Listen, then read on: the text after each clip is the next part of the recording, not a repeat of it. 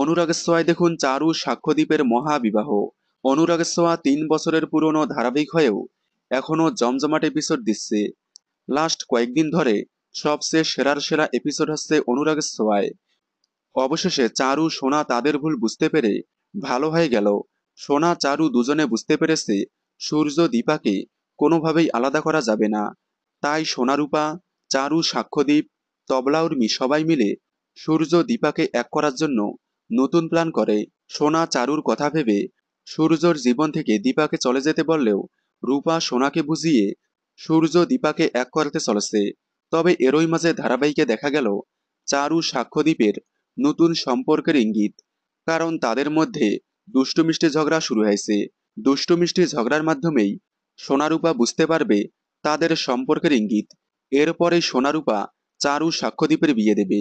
এবার সূর্যদীপার মিল হয়ে চারু এবং সাক্ষ্যদীপের বিয়ে দেখানো হবে। সোনারূপার মাধ্যমেই বিয়ে হবে চারু সাক্ষ্যদীপের। একদিকে সূর্যদীপার মিল, অন্যদিকে চারু সাক্ষ্যদীপের বিয়ে। আগামীতে হ্যাপিলি এপিসোড আসতে চলেছে অনুরাগের ছোঁয়ায়। তাই দেখতে থাকুন অনুরাগের ছোঁয়া, সোম থেকে রবি ঠিক রাত 9:30টায় স্টার জলসায়।